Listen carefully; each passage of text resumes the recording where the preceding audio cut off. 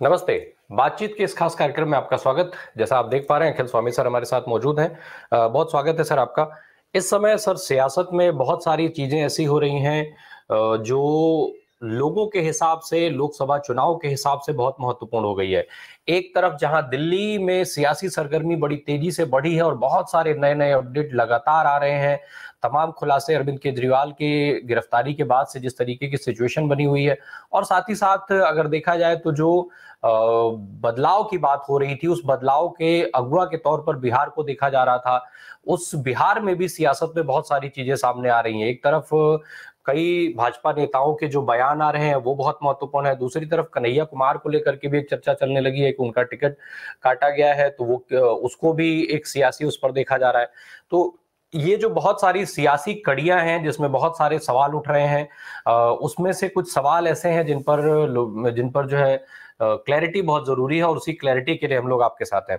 अखिल sir, जो बिहार की सियासत इस समय है, जिस तरीके से कन्हैया कुमार की बात करें, सम्राट चौधरी चर्चा में है, तो ये जो पूरी परिस्थिति है इस बदले माहौल में, इसको कैसे देखा जाए? और सम्राट चौधरी का जो अभी हालिया बयान आया, वो कितना अहम है और कितना असरकारक है, वो किसके लिहाज से? देखिए राम प्रकाश जी, सबसे पहले जो सम्राट चौधरी ने स्टेटमेंट दिया है, जो बात उन्होंने कही है, इतना ज्यादा आहत हुआ हूं मैं। और मेरे ख्याल से बिहार का एक एक आदमी उसकी अस्मिता पे प्रहार किया है। जो भारत की सभ्यता और संस्कृति है, सम्राट चौधरी ने उस पे प्रहार किया है।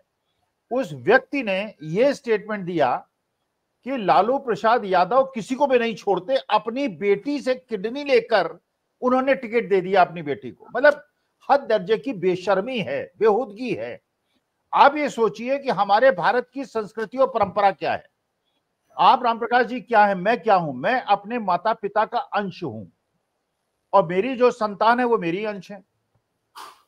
जिस माता पिता ने पाल पोस कर आपको बड़ा किया, आपको इस योग्य बनाया कि आप चल सकें और बोल सकें, उस माता पिता के प्रति अगर एक बिटिया जो विदेश में रहती है, अपने पति के साथ रहती है, जिसके 2 बच्चे हैं, अपने जीवन को जोखिम में डालकर अपनी किडनी अपने पिता की जान बचाने के लिए देती है, वो तो देवी तुल्य है। और जिस समय ये अपनी किडनी दी थी रोहिणी आचार्य ने, तो सारे बीजेपी के नेताओं ने भी कहा था, भारत की संस्कृति और सभ्यता का परिचय दिया था। उन्होंने कहा था कि हम रोहिणी आचार्य के खिलाफ कुछ नहीं बोलेंगे, क्योंकि इस बिटिया ने एक आदर्श स्थापित किया है। सम्राट चौधरी उस बिटिया के त्याग को, तपस्या को और अपने पिता के प्रति समर्पण को गाली दे रहे हैं। और इसके बावजूद आज बिहार के अंदर वो बिहार प्रदेश बीजेपी के अध्यक्ष भी हैं और डिप्टी चीफ मिनिस्टर बिहार सरकार के भी हैं। ऐसे आदमी को तुरंत अगर बीजेपी बर्खास्त नहीं करती है, मुख्यमंत्री उप मुख्यमंत्री पद से भी बर्खास्त नहीं करती है, और बीजेपी के अध्यक्ष और इनको अगर पार्टी से नहीं निकालती है, तो मैं समझता हूं कि बीजेपी को भारत की सभ्यता और संस्कृति से कोई स्नेह नहीं है, कोई प्यार नहीं है। और ये बात इतनी आहत करने वाली है। राम प्रकाश जी सोचिए, हिंदुस्तान का एक भी मानुष जरा इस बात को सोचिए, जो पिता है या जो अपने माता पिता के प्रति उसका एक कर्तव्य है, उसका निर्वहन करने वाली बिटिया का, और एक पिता का जिसको जीवन दान उसकी बेटी ने दिया है, इस तरह का अपमान और इस तरह का वक्तव्य अगर दिया गया है, तो ऐसे आदमी को भी अगर बीजेपी बात करती है तो आज से हिंदुस्तान की सभ्यता संस्कृति की बात ना करे। तो सम्राट चौधरी जैसे लोग, ऐसे लोगों की भर्त्सना ही नहीं होनी चाहिए। ऐसे लोगों को मैं तो कहता हूं आपराधिक मुकदमा दर्ज करके, कि उन्होंने हमारे देश की सभ्यता और संस्कृति का अपमान किया है। सम्राट चौधरी को तुरंत मोदी जी बर्खास्त करें, डिप्टी चीफ मिनिस्टर पद से भी हटाएं, भारतीय जनता पार्टी के अध्यक्ष पद से भी हटाएं, और इस आदमी को जेल भेजो। इसने एक बिटिया का, और जो बिहार की आधी आबादी है, पूरे देश की आधी आबादी है, देखे कि बिटिया के क्या कर्तव्य नहीं होता है। बेटे और बेटियों में कोई अंतर होता है क्या? हजारों लाख केस आपने राम प्रकाश जी देखे होंगे। पत्नी ने पति को किडनी दी है, बेटे ने मां को किडनी दी है, मां ने बेटे को किडनी दी है। अरे जिस लालू प्रसाद यादव की बिटिया, जिसकी धड़कनें अपने पिता की वजह से हैं, अगर उसका जीवन बचाया, तो ये आदमी ऐसी बात करेगा? जी, निश्चित तौर पे ये जो बात है, जो बयान है, ये ना केवल एक परिवार या एक व्यक्ति की बात है, बल्कि देश के सभी, अगर देखा जाए तो पिता-पुत्री के संबंध पर एक तरीके का आक्षेप उन्होंने लगा दिया है, जो और खास करके वो एक ऐसे सत्ताधारी दल से संबंध रखते हैं, इसलिए और अहम हो जाता है, जिसका मात्र संगठन अपने आप को सांस्कृतिक संगठन कहता है, संघ अपने को सांस्कृतिक संगठन बताता है। उसके बाद भारतीय जनता पार्टी के जो तमाम नेता हैं वो एक उच्च आदर्श वाली बात करते हैं, लंबी चौड़े व्याख्यान देते हैं संस्कृति को लेकर के, सभ्यता को लेकर के। तो इस तरीके के माहौल में, इस तरीके के सियासी दल या ऐसे संगठनों के बीच में रह करके अगर सम्राट चौधरी ऐसे बयान देते हैं, तो निश्चित तौर पे ये पूरे देश में पिता पुत्री के संबंध को लेकर के, और ना केवल हर पिता बल्कि हर पुत्री के लिए भी बहुत ही दुख भरा है। और अब ऐसे में कितना संज्ञान भारतीय जनता पार्टी के शीर्ष नेता लेंगे, ये भी अपने आप में एक बहुत बड़ा सवाल है, क्योंकि ऐसे कई मौके हैं, चाहे मणिपुर की बात हो, महिला पहलवानों की बात हो, तमाम ऐसी स्थितियां देखी गई हैं जब भाजपा के तमाम बड़े नेताओं ने चुप्पी साधे रखी है। और देश में इस तरीके को लेकर के बहुत मतलब हृदय विदारक घटनाओं में भाजपा शांत रही है, और अब भी अगर शांत रही तो निश्चित तौर पर अखिल सर आपका सवाल और जो बात आप कह रहे हैं वो बहुत अहम हो जाती है। सर, अब हम थोड़ा सा जो है वो सियासत की तरफ बढ़ते हैं। जो सियासी माहौल अभी दिख रहा है, दिल्ली में सरगर्मी बहुत बढ़ी हुई है, अरविंद केजरीवाल की गिरफ्तारी के बाद से लगातार कई सारी चीजें आ रही हैं। इनफैक्ट अब तो ये स्थिति आ गई है कि आतिशी का जो बयान आया है, कहा यह जा रहा है कि भाई आतिशी, अरविंद केजरीवाल अगर सरकार नहीं चलाएंगे तो आतिशी उसका जिम्मा संभालेंगी। आतिशी ने ये बात कही है प्रेस कॉन्फ्रेंस के अंदर कि पूरा मनी ट्रायल जो है वो, मनी ट्रेल जो है वो मिल गया है, सारा पैसा बीजेपी के खाते में है, अब जेपी नड्डा को गिरफ्तार कर लीजिए। क्या होगा सर, अब आगे हम लोग क्या समझें इसको, अरविंद केजरीवाल की गिरफ्तारी, उस पर आपकी एक टिप्पणी, प्लस ये जो आतिशी का बयान है। नहीं नहीं, आतिशी ने बिल्कुल सही बात कही है, मनी ट्रेल मिल गया है। देखिए, एक एक्यूज्ड है, उसको अरेस्ट किया, वो जेल में रहा। जेल में रहने के बाद जब पहली बार उसने बताया तो उसने अरविंद केजरीवाल का कोई नाम नहीं लिया, उसमें आम आदमी पार्टी के किसी आदमी का नाम नहीं लिया। दूसरी बार स्टेटमेंट दिया, कोई नाम नहीं लिया, जेल में रहा। जेल में अधिकारियों ने जो अगर दबाव डाला, उसके बाद उसको बेल मिली और उसके बाद उसको छोड़ दिया गया, बेल पे छोड़ दिया गया। और 40 करोड़ के बॉन्ड, चुनावी बॉन्ड उसने खरीदे और एक पार्टी को दिए। मनी ट्रेल पता चल गया भाई। अगर मनी ट्रेल, अगर ये चुनावी बॉन्ड का उस समय प्रक्रिया चालू थी तो कैश देने की क्या आवश्यकता थी, जरा सोचिए। अगर किसी को, रेड्डी साहब को जो थे, अगर आम आदमी पार्टी को देना था या गोवा में चुनाव के लिए लड़वाने के लिए पैसा देना था तो चुनावी बॉन्ड में दे देते। चुनावी बॉन्ड आम आदमी पार्टी भुना लेती और जाके गोवा में खर्च करती, जैसे भारतीय जनता पार्टी ने खर्च किया। तो इसका मतलब यह है कि अगर आम आदमी पार्टी वाले इन्वॉल्व थे और पैसा दिया आपने भारतीय जनता पार्टी को, इसका मतलब देखिए मनी ट्रेल बिल्कुल स्पष्ट हो रहा है। आतिशी ने बिल्कुल सही बात कही है। और देखिए असली मुद्दा क्या है, अरविंद केजरीवाल की पत्नी को, बच्चों को जैसा बताया गया हाउस अरेस्ट कर लिया गया है, उनको क्यों सताया जा रहा है? अरविंद केजरीवाल को, और ये जिस प्रकार से संजय सिंह को अंदर किया गया है और जिस प्रकार सत्येंद्र जैन को अंदर किया गया है, मनीष सिसोदिया को अंदर किया है, अरविंद केजरीवाल को अंदर किया है। और ये कहते हैं, चलिए रामप्रकाश जी बुरा मत मानिएगा, कहते हैं जैसे भक्तों से बात करो ना, कहते हैं कि साहब अब्दुल की चूड़ी टाइट कर रहे हैं। ये अब्दुल हैं, इसमें एक जैन धर्म को बिलोंग करता है, 2 ठाकुर हैं और 1 बनिया है हिंदुओं की। और ये देखिए, जिस बात से मैं सबसे ज्यादा रामप्रकाश जी चिंतित हूं, आज ये भक्त समझ नहीं रहे हैं, इनके दरवाजे में भी ये गुंडे आएंगे और ये कहेंगे कि आप हमें 1 करोड़ दे दीजिए वरना आपको मनी लॉन्ड्रिंग में जेल के अंदर कर देंगे, 2-2.5 साल के बाद आप छूट जाएंगे। हमें देश के लोकतंत्र को बचाना है, हमको देश के संविधान को बचाना है। और जितने भी ऐसे लोग हैं जिनको इस देश के संविधान, मुझे बीजेपी की कोई चिंता नहीं, मैंने बीजेपी को वोट दिया अपने जीवन में, अटल जी के जमाने में मैंने बीजेपी को वोट दिया है, कांग्रेस को भी दिया है, बीजेपी को भी दिया है। आज की तारीख में जैसी बीजेपी है और जिस प्रकार के नेतृत्व बीजेपी का है, अगर ये सत्ता लौट आई, कोई नहीं बचेगा। इसमें कोई एक भी जात ऐसी नहीं है, एक भी धर्म ऐसा नहीं है। ये सिखों को आतंकवादी कहते हैं, खालिस्तानी कहते हैं, और ये मुसलमानों को पाकिस्तानी कहते हैं, और जेल के अंदर सताते हैं ये राजपूतों को, ब्राह्मणों को और बनियों को।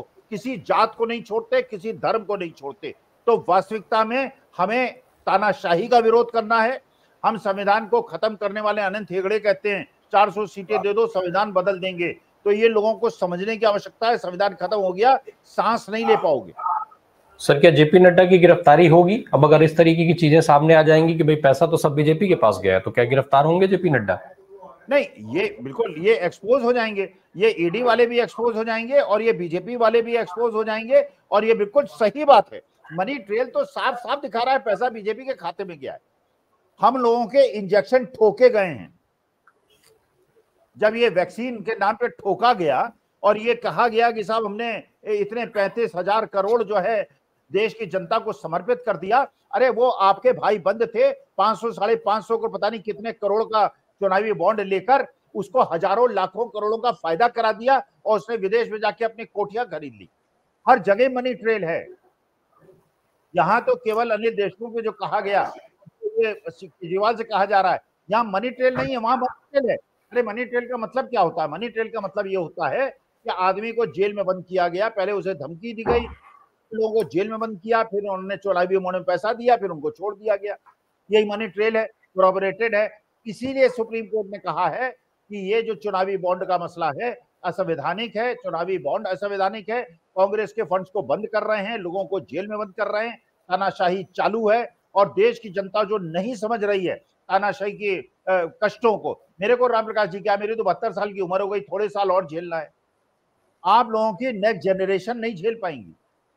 अभी तक आपने लोकतंत्र चखा है, तानाशाही जर्मनी वालों ने चखा। आप जर्मनी जाके जरा एडॉल्फ हिटलर की बात कर लीजिए, आपको जेल में बंद कर देंगे। वही ये अगर देश का, और मैं एक चीज बता देता हूं, संविधान देश का, हमारे देश का संविधान जो बाबा साहब ने बनाया था वो विश्व का सर्वश्रेष्ठ संविधान है। और उस संविधान को अगर इन लोगों ने छेड़ा, इसका मतलब ये है ये रिजर्वेशन खत्म कर देंगे, ये कोई न्याय प्रक्रिया बंद कर देंगे, ये सुप्रीम कोर्ट बंद कर देंगे, और ये दंड वो ले ही आए कौन सा संकॉल लेके, और ये मुकुट वुकुट लगा के और रुद्राक्ष लगा के ये राज सिंहासन में बैठेंगे और उसी प्रकार का राज दरबार चलेगा जैसे हजारों साल पहले चला करता था। सर ये माना जाए कि अरविंद केजरीवाल की जो गिरफ्तारी है उसके बाद इंडिया गठबंधन में शामिल जो दल हैं उनके और भी नेता जो बड़ी मुखरता से बोल रहे हैं उनका नंबर भी आ सकता है, उनको भी गिरफ्तार किया जा सकता है? राम प्रकाश जी, आपको भी गिरफ्तार किया जा सकता है, मुझे भी गिरफ्तार किया जा सकता है, इसलिए कि आपका भी जो पब्लिक इंडिया है ये लोकतंत्र को बचाने की बात कर रहा है, ये देश को, संविधान को बचाने की। और मेरे जैसे जो आप बुला लेते हैं पॉलिटिकल एनालिस्ट, हम भी देश के लोग, जिन जिन से इन्हें लगेगा कि हम जनता तक बात पहुंचा रहे हैं, क्योंकि पॉलिटिकल पार्टीज के तो उन्होंने सारे संसाधन बंद कर दिए, उनको ये किसी को भी भेज सकते हैं जेल के अंदर। नहीं, लेकिन सर जिस तरीके के आरोप तेजस्वी यादव के परिवार पर हैं, तेजस्वी यादव और जितने मुखर तेजस्वी हैं, राहुल गांधी लगातार हैं, गांधी परिवार पे की तलवार हमेशा से लटकी रही है, कई बार पूछताछ हो चुकी है, ममता बनर्जी की स्थिति वही है, बार बार उनको भी एक तरीके से धमकाने की कोशिश होती है, और जब भी वो थोड़ा मुखरता से बोलना शुरू करती हैं किसी न किसी करीबी के यहाँ जो है वो छापेमारी हो जाती है। तो क्या संभावनाएं देखी जाए कि चुनाव जीतने के लिए चुनावी लिहाज से ये गिरफ्तारियां होंगी? अभी देखिए, अभी तक अगर ये ऐसा कर रहे हैं तो इनको ये नहीं पता है हिंदुस्तान का राजनीतिक इतिहास क्या है। जब भी आतंक बढ़ा है, कंस क्या करता था? कंस ने भगवान श्री कृष्ण के माता पिता को जेल में डाला था, इसलिए कि ये आकाशवाणी हुई थी कि जो 8वां पुत्र है वो उनके मृत्यु का कारक बनेगा, सारी बेटियों को मार दिया था, जेल में डाला था ना, तभी तो भगवान कृष्ण बन गए। महात्मा गांधी अगर जेल गए और पंडित जवाहरलाल नेहरू जेल गए तो महात्मा गांधी जो है वो राष्ट्रपिता बन गए। और पंडित जवाहरलाल नेहरू को आज तक लोग याद करते हैं। एक आदमी था अंडमान के अंदर, 6000 कैदी थे और सब वो कोल्हू पीसा करते थे, कोठरी में थे। एक आदमी ने माफी मांगी थी, उसको ये वीर कहते हैं। तो देखिए, जेल जाना कोई बड़ी बात नहीं, देश के लिए जेल क्या, फांसी में लोग टंगे हैं। और आज शहीदी दिवस है राम प्रकाश जी। आज हमारे देश को जिस खुली सांस हम ले रहे हैं, जिस देश को बचाने के लिए, लोकतंत्र को बचाने के लिए, संविधान को बचाने के लिए हमारे पूर्वजों और पुरखों ने अपनी जान दी है। पेड़ों पे लटके हैं, चौराहों पर गोली से भूने गए हैं, बर्फ की सिल्लियों पे लिटाए गए हैं। तो जब हमारे पूर्वज ये सब कर सकते हैं तो इस देश के प्रति हमारा ये कर्तव्य नहीं है? हम, ये देश हमारे लिए सबसे बड़ी है, भारत माता से बड़ा कुछ नहीं है अपने माता पिता के बाद। जी।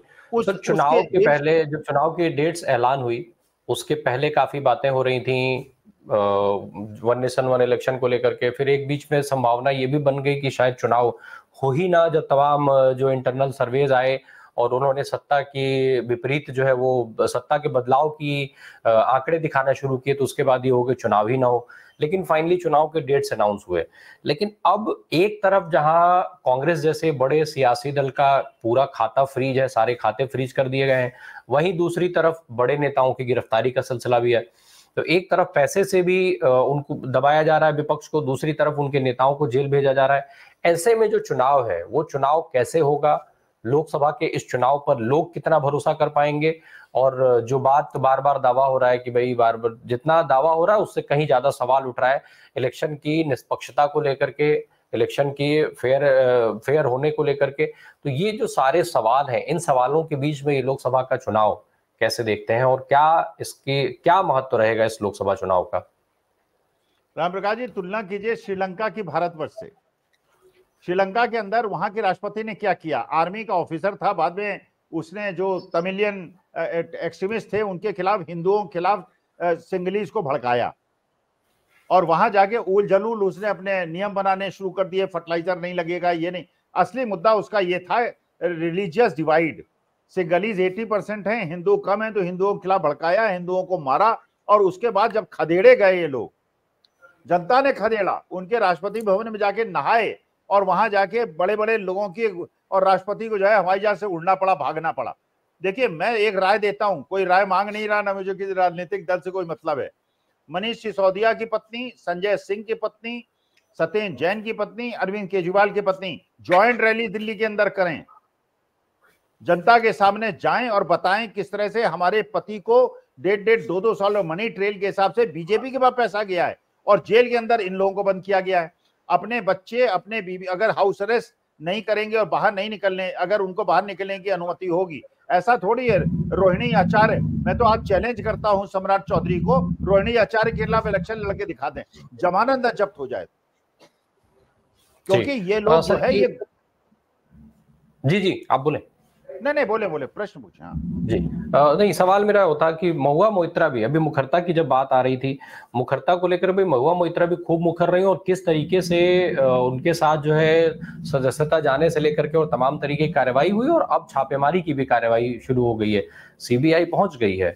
तो कैसे देखा जाए इसको, इन छापेमारियों का जो सिलसिला है वो कितना प्रभावित करेगा लोकसभा चुनाव को? नहीं, महुआ मोइत्रा ने यहां तक कहा रामप्रकाश जी कि हमें बीजेपी की तरफ से फीलर्स भेजे गए कि आप बीजेपी ज्वाइन कर लीजिए, और महुआ मोइत्रा ने उसको इनकार कर दिया। यही हेमंत सोरेन से कहा गया था। हेमंत सोरेन से कहा गया था कि कांग्रेस से गठबंधन तोड़ दीजिए, आप बीजेपी ज्वाइन करें ना करें, गठबंधन तोड़ दीजिए, बाकी हम देख लेंगे। यही अरविंद केजरीवाल से कहा गया था। अरविंद केजरीवाल से कहा था कि कांग्रेस से गठबंधन तोड़ दीजिए, क्योंकि अगर दिल्ली के अंदर आम आदमी पार्टी और कांग्रेस का गठबंधन नहीं होगा, बीजेपी सीटें निकाल ले जाती। आज एक सिंपैथी वेव चल रही है अरविंद केजरीवाल के फेवर में, क्योंकि ये सबको बता रही है, आतिशी जैसी बुद्धिमान लड़की वो जब ये बात कह रही है, और ये हर पढ़े लिखे आदमी को समझ में आती है बात, अरे पैसा अगर लेना ही था आम आदमी पार्टी को तो 100 करोड़ कैश क्यों लेते, चुनावी बॉन्ड के माध्यम से ले लेते। चुनावी बॉन्ड के माध्यम से पैसा मिला है बीजेपी को, और कह रहे हैं कि मनी ट्रेल जो है आम आदमी पार्टी के पास है। तो मानी बात है कि नड्डा साहब करे, लेकिन ईडी करेगी नहीं अरेस्ट। जितना सताएंगे, जितना ज्यादा परेशान करेंगे, उतनी ज्यादा बुरी हार होगी।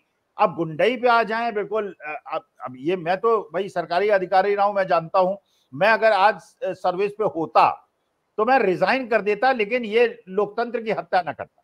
जैसे पाकिस्तान के अंदर जो वहां के चुनाव अधिकारी थे, उन्होंने कहा मैं जेल जा रहा हूं, मैं कन्फेस कर रहा हूं, मुझे फांसी पे चढ़ा दो। अंतरात्मा जागेगी, क्योंकि सरकारी अधिकारी संविधान के प्रति उसका समर्पण होता है, प्राइम मिनिस्टर के साथ नहीं होता है। तो सत्ता, मेरे को ऐसा लगता है, जितना सता रहे हैं उतना अपोजिशन के लिए अच्छा है। एकजुट खड़े रहें, जेल जाने से न डरें, जेल जाने में कोई परेशानी नहीं है। जितने लोग महान बने वो जेल ही जाके बने, कोई परेशानी की बात नहीं है। जी, अंत में जरा देश के सबसे बड़े राज्य उत्तर प्रदेश की बात कर लिया जाए। बहुत सारी चीजें यहाँ भी हैं सर। एक तरफ राज्यसभा चुनाव के वक्त जो पल्लवी पटेल जो थी, वो जिस तरीके से मुखर थी पीडीए को लेकर के, अब वो पल्लवी पटेल इंडिया गठबंधन से बाहर हो गई हैं। अखिलेश यादव का साथ उनका छूट गया है। उधर भारतीय जनता पार्टी लगातार 80 में 80 सीटें जीतने का जो दावा है वो करती जा रही है। खबर ये भी है कि ब्रजभूषण को भी टिकट अब देना पड़ रहा है, ये स्थिति आ गई है। और साथ ही साथ एक इसके साथ जो सवाल है रायबरेली और अमेठी को लेकर के, कांग्रेस उससे पर्दा नहीं उठा रही है। कितना इंपॉर्टेंट है ये सारा यूपी की जो सियासत में ये पूरी चीजें जो चल रही हैं एक साथ, कैसे देखा जाए इसको? मैं सारी पूरी चीजों को एक ही सवाल में आपसे मैंने कर लिया यूपी की बात। देखिए, पल्लवी पटेल ने जो कहा है उसने एक बहुत बड़ा हिंट दिया है। अब क्या हिंट था, क्या मकसद था, ये मुझे नहीं पता है। उन्होंने कहा मेरा फ्यूचर कोर्स ऑफ एक्शन जो है वो कांग्रेस डिसाइड करे। अगर ये स्टेटमेंट की गूढ़ता को समझा जाए और इसका विश्लेषण किया जाए तो क्या ये इशारा कर रहा है कि कोई खिचड़ी ऐसी पक रही है? और देखिए, एक और बहन जी के जो कैंडिडेट उन्होंने अभी तक डिसाइड किए हैं उनका भी मूल्यांकन कीजिए। हम लोग ये पहले भी डिस्कस किया आपके कार्यक्रम में कि बहन जी के कैंडिडेट से मुझे पता चलेगा कि वो इंडिया गठबंधन को नुकसान पहुंचाना चाह रही हैं या एनडीए को नुकसान पहुंचाना चाह रही हैं। कैंडिडेट्स के डिसीजन से पता चल रहा है कि वो एनडीए को नुकसान पहुंचाना चाह रही हैं। 5 मुसलमान हैं, 4 ब्राह्मण हैं। मुसलमान वोट नहीं मिलेगा, इस सब जानते हैं मुसलमान वोट नहीं मिलेगा इस बार, लेकिन ब्राह्मण वोट अगर वहां का बीएसपी सपोर्टेड होगा तो जो वोटर बीजेपी के साथ जा सकता था या ब्राह्मण वोटर बीजेपी के साथ जाता वो बीएसपी के साथ जाएगा। तो उन्होंने भी चोट कर दी है। प्रकाश अंबेडकर का भी साथ रहना। और देखिए, रायबरेली अमेठी में जो मुझे लग रहा है ऐसे लोग वहां पे चुनाव लड़ेंगे कि उससे सारे जो पूर्वानुमान है वो ध्वस्त हो जाएंगे और बीजेपी स्मृति ईरानी को अमेठी में घुसने में परेशानी होगी। घुसने में तो आज भी परेशानी हो रही है, लेकिन कैंडिडेट बहुत अच्छा आएगा। ये लोग भ्रम फैला रहे हैं कि कांग्रेस के अंदर परेशानी है, ये परेशानी है, वो परेशानी है, लेकिन पल्लवी पटेल क्योंकि जो ये भारत जोड़ो न्याय यात्रा में सम्मिलित भी हुई थी और राहुल गांधी के बगल में बैठी थी, तो मुझे बहुत बड़े गेम प्लान की शुरुआत दिख रही है। जी, बहुत बहुत धन्यवाद सर इस महत्वपूर्ण जानकारी के लिए। निश्चित तौर पे सियासत की जो तस्वीर है वो बड़ी इंपॉर्टेंट है और लगातार जिस तरीके से और सबसे जो कुल मिला करके अगर देखा जाए सियासत में तो जो ये छापेमारी का क्रम है वो लोकसभा चुनाव को एक तरीके से अगर सीधे सीधे शब्दों में कहा जाए तो बड़ा दिलचस्प बनाता चला जा रहा है, क्योंकि अब की बार 400 पार का एक तरफ भारतीय जनता पार्टी नारा दे रही है और दूसरी तरफ लोगों को इस तरीके के बिहेवियर का भी एक चित्र दिखा रही है और ये चित्र लोगों के ऊपर जो है असर भी करता जा रहा है। और इस असर के साथ 400 पार कैसे होगा ये बड़ा सवाल है और भारतीय जनता पार्टी मुझे लगता है धीरे धीरे इन सवालों को समझने लग गई है, लेकिन क्या तब तक बहुत देर हो जाएगी ये देखने वाली बात होगी। Thank you so much sir.